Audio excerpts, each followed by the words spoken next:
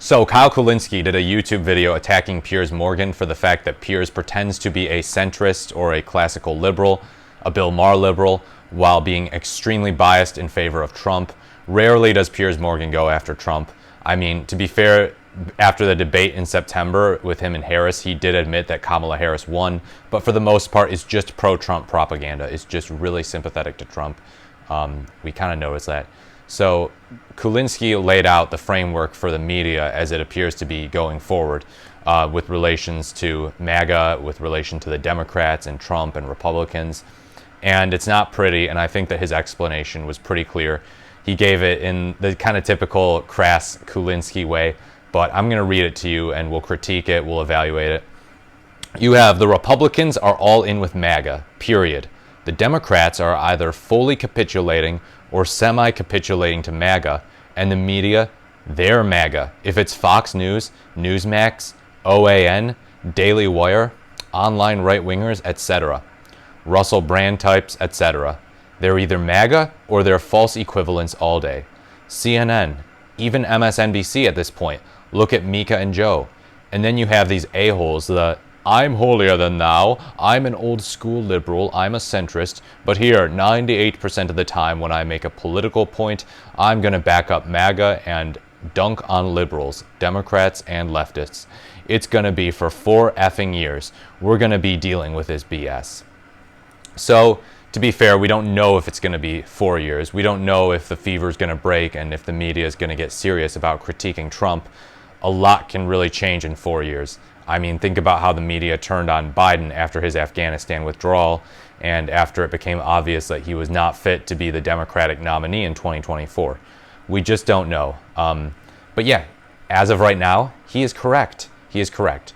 And with right-wing media, the only difference is in how sycophantic they are to Donald Trump. So, for example, Ben Shapiro is much more Trump critical than Michael Knowles. But Ben Shapiro will still tell you that Trump is a pretty awesome president. He still wholeheartedly endorsed him over Kamala Harris and over Joe Biden in 2020. So, yeah, Daily Wire, Fox News types, they are all in on MAGA. They just are. The only differences between them is how all in they are, how willing to walk to the gates of hell with Donald Trump they are. As for the liberal media outlets, this seems pretty accurate. It does. False equivalence is a popular way to seem objective, to seem neutral, but being neutral and being objective are not the same thing. Saying, well, look, let's have a debate over whether the border is open right now. And it's like, what's the point in this debate? There is no open border. It's an objective fact. We can't debate objective facts. There are some things that are debatable.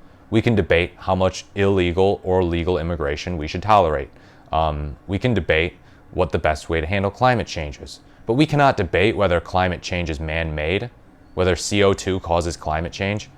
So, yes, airing both sides of the discussion and treating them as equal can be bad. We can't treat as equal the idea that Donald Trump and the Democrats are threats to democracy both. One of them is more of a threat to democracy. That's plain and simple. The Democrats never tried to overturn the results of a presidential election. As for his points on basically the Democrats themselves, because he distinguished them from the media, it seems like a lot of them are capitulating. It really does. Maybe they're just a loud minority, but people like John Fetterman, people like Joe Manchin, even kind of Bernie Sanders, yeah, like just finding those needle in the haystack ways, those needle in the haystack areas in which they agree with Trump and, giving those the most airtime. It's like, shouldn't you be saying, well, look, I disagree with them on almost everything, but we found this extraordinarily rare area where we agree. I don't know. I don't know what the strategy is. Maybe, to be fair, it's the optimist strategy of the glass is half full. But in this case, the glass cannot be half full because Democrats do not agree with Trump on half of issues. Democrats, and it depends on which Democrat, but I would say on average, Democrats agree with Trump on about 5% of issues. That's not a glass half full. That's a glass 5% full, aka 95% empty. There is 95% of this glass that is not filled with water. So, yeah, the Republicans are all in with MAGA. There's those Russell Brand types who just kind of converted to MAGA randomly.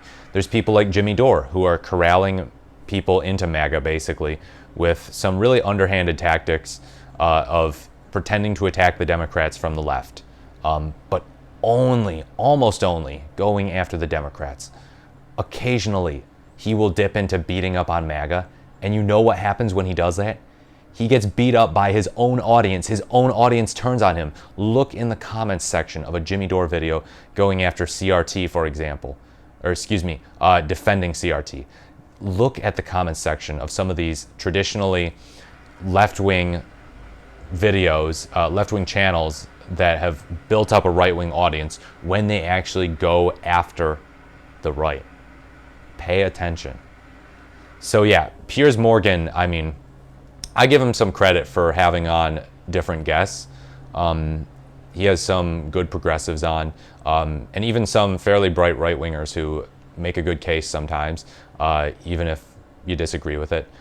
But yeah, he always ends up playing patty cakes with the right-wing guests and grilling left-wing guests. And then finally, sometimes he will throw a devil's advocate question, a softball devil's advocate question at the right-wing guest, and it'll be just really pithy and pathetic. And it'll be like, dude, your damage control isn't working. People see that you are, by and large, a Trumper.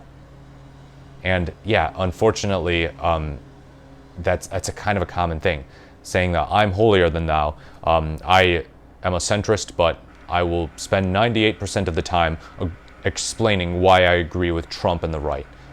Like, you have to be a little more even than that for people to believe you. You just do. Now, look at my channel. So I'm someone who actually could properly be considered more of a centrist, maybe center-left. I've made videos bashing Democrats, bashing Republicans. I probably bash Republicans more, but for crying out loud, this is actually what a centrist looks like, by the way. Just a generic Midwest guy who sees what the Republican Party has to offer, sees what the Democratic Party has to offer, realizes that neither of them is close to perfect, that both have some benefits, but that the benefits of the Republican Party, what they have to offer, is far outweighed by the threat to democracy that they pose, by the denial of science in the form of denying climate change, by the absurd healthcare policies and the honestly policies on healthcare that would lead to more people dying, would lead to Americans going bankrupt due to medical bills. It's just too problematic for a normal American to stomach. Whereas with the Democrats, okay, they have some big problems. They have some big problems. But for crying out loud, they're not an existential threat. They're not. Not to the environment, not to the healthcare system, not to the economy, not to the world stage, basically, in the form of acquiescing to Vladimir Putin. So, yeah, media, please stop with the false equivalence. It is not helpful to anyone. Mika and Joe, he pointed out them. Yeah, those two were calling Trump a fascist, saying he's similar to Hitler, which I'm not that much of a fan of, really. It's a little hyperbolic. If you say that, oh, he quoted Hitler when he said that immigrants are poisoning the blood of our country, that's one thing. But yeah, I just don't know how helpful it is to discourse to compare him to Hitler. But they went back and visited with him. So you're going to have a meeting with Adolf Hitler? I think it was dinner. Really? A guy that you think is like Hitler? To be fair, J.D. Vance falls into the same category in some sense. He could be America's Hitler, Vance said in 2016. But yeah, Mika and Joe are disappointing. They're just disappointments. Liberal media has largely been disappointing.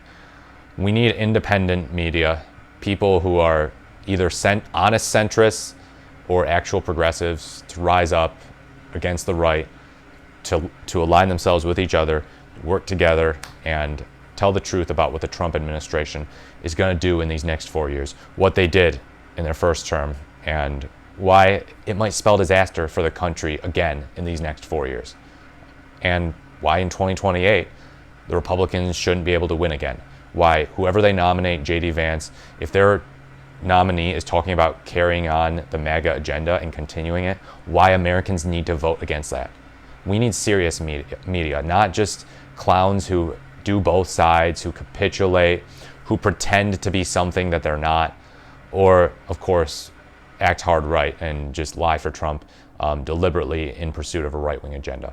And at this point, What is the difference between capitulating and pursuing a right-wing agenda? It doesn't seem like there's much. Doesn't seem like there's much, does there? But yeah, let me know what you think in the comments below. Media is already becoming problematic. Media is always an interesting topic as well. Let me know what you think. Obviously, my eyes are not on every single outlet at all times. I watch some Fox, I watch some CNN, I watch some MSNBC, but I'm not seeing every segment that they do. I've just gotten an understanding of them based off what I've learned, honestly, and my sample size could be a little bit biased. I'm open to admitting that. Let me know what you think in the comments. Do you think the media should be treated more fairly? Do you think that I'm not giving them a fair shake in this video? I'm open to hearing that. I'm open to hearing that. Please like, comment, or subscribe to the channel.